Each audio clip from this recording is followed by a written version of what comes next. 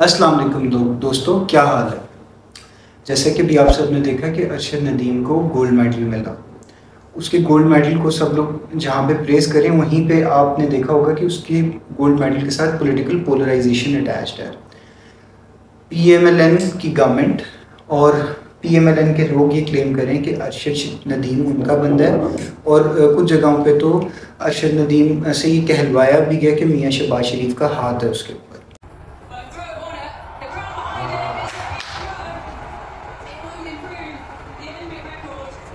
कर गया सर, ये कर गया, मेरा कर 90 से ऊपर गया ये।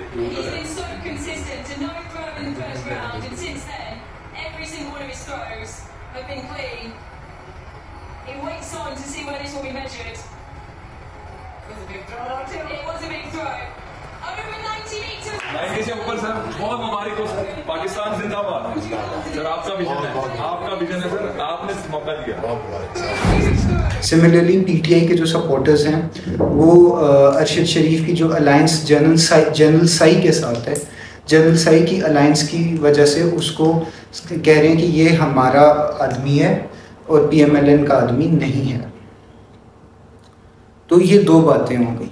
लेकिन ये जो पॉलिटिकल पोलराइजेशन अगर आप देखें अरशद नदीम के साथ, भले ये पॉलिटिकल मॉरल, अगर आप इस चीज़ को मॉरल लेंस से देखें तो ये गलत है, ये नहीं होनी चाहिए और इसको कंडेम करना चाहिए।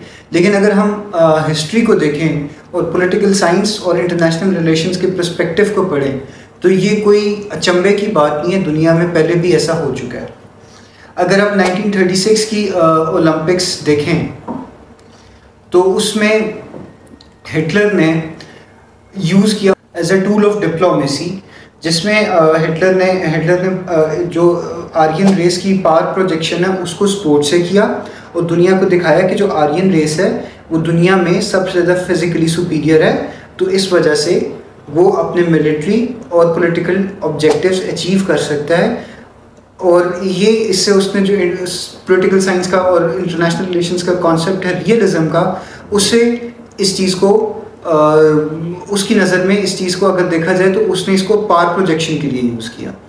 सिमिलरली अगर हम कोल्ड वॉर एरा को देखें तो कोल्ड वॉर एरा में जो जोसेफ नाई का कॉन्सेप्ट था सॉफ्ट पावर का, इसको हम ओलंपिक्स के अंदर भी देख सकते हैं। जैसे 1980 की ओलंपिक्स जो मॉस्को में होनी थी उसको अमेरिका और कैपिटलिस्ट ब्लॉक ने बॉयकॉट किया और उसमें स्केपगोट डाला अफ़गानिस्तान का, ऑपरेशन स्टॉर्मिंग 333 का,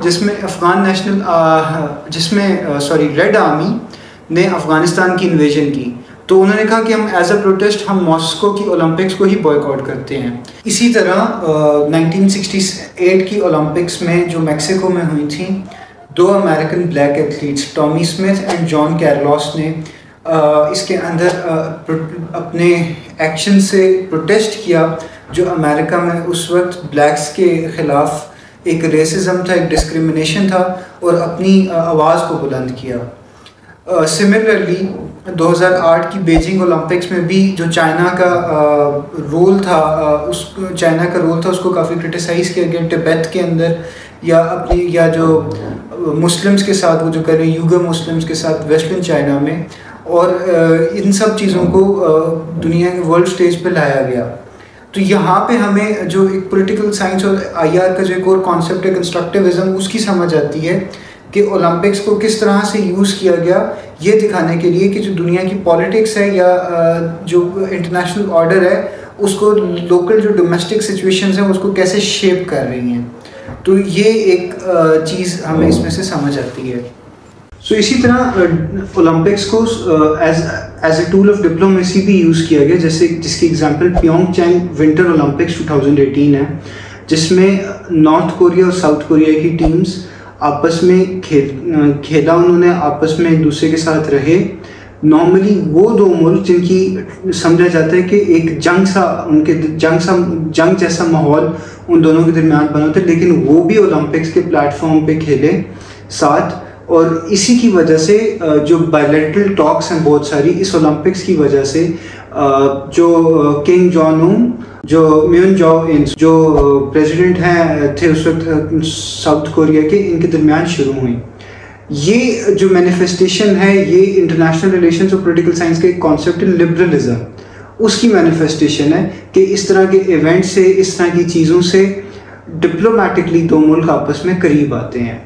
ओलंपिक्स है वो आज के दौर में, जैसे हमने पहले हिटलर के ज़माने में डिस्कस किया कि रियलिज़म से पावर प्रोजेक्शन ओलंपिक्स में कैसे की, इसी तरह चाइना ने बीजिंग ओलंपिक्स में और साउथ विंटर ओलंपिक्स के अंदर रशिया ने अपनी इंटरनेशनल एरिना पे अपनी पावर प्रोजेक्शन की। इस चीज़ को हम जो मैनिफेस्टेशन समझेंगे न्यू लिबरलिज्म की। इसी तरह जो इंटरनेशनल वो ओलंपिक्स कमेटी है, वो जैसे आईसीसी है या कोई और फोरम है, ये FATF की तरह इसको भी यूज़ किया जा सकता है मुल्कों के खिलाफ डिप्लोमेसी के लिए कि फ़लाँ मुल्क को आउट कर दें। ये इंस्टीट्यूशनलिज्म की मैनिफेस्टेशन है। अगर हम लिबरलिज्म की मैनिफेस्टेशन लगाएं तो पाकिस्तान की भी एक एग्जांपल नज़र आती है। वो है जनरल ज़ियाउल हक के टाइम पे, जब हिंदुस्तान और पाकिस्तान के दरमियान ऑलमोस्ट जंग होने वाली थी और ये ब्रास टेस्ट वाला बड़ा मसला चल रहा था 1980s में, तो जनरल ज़िया गए इंडिया और जनरल ज़िया और राजीव गांधी के दरमियान मुलाकात हुई और वो जंग रुक गई। इसके ऊपर एक किताब भी है, the war which never was.